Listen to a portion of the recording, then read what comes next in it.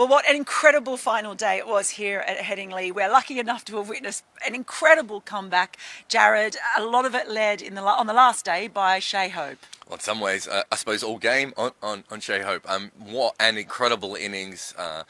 To come into this test with a test batting average of 18, having never made 100 before, and to leave it having chased over 300, which, less than 5% of teams have ever managed to do, and also to be the first man to score back-to-back hundreds in a first-class game at Headingley. I mean, just none of what I just said makes any sense. I mean, as much talent as he had, and you could even see it at Edgbaston at times, and we've seen it before in the few tests he's played.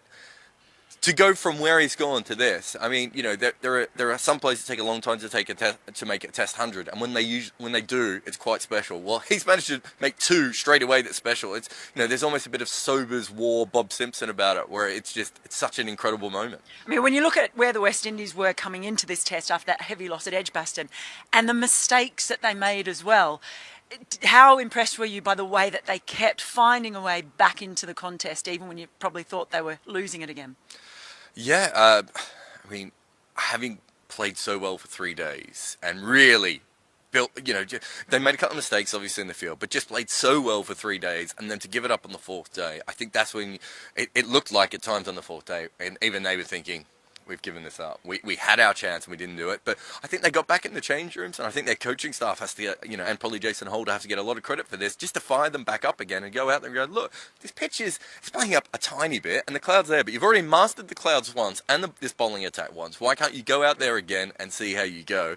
And they had a slight bit of luck with, Brathwaite getting dropped a couple of times, but realistically, they played just brilliantly from beginning to end, right up until the point where Jermaine Blackwood took his helmet off, which actually was even better.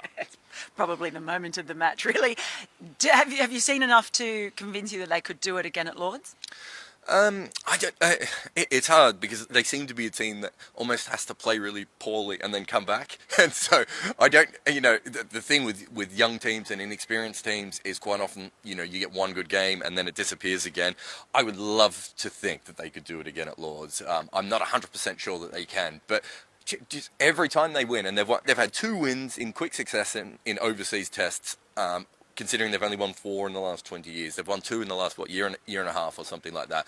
Those sorts of things are going to help them in the short term, but hopefully in the long run where it's really important. So they can go to tours and actually not in this tour they were talking about fighting and standing up. Maybe the next time they come to England they can be like, we can win this, and that's the way they should be thinking. And to be honest, the way this team thinks, they're going to go to Lords thinking they can win the 3rd test. And isn't that an amazing thing after what we saw at Edgbaston? It absolutely is. The West Indies, they do have one more tour match to play at Leicester before heading to London in that final test. We'll have all the build-up for that right here on ESPN Cricinfo.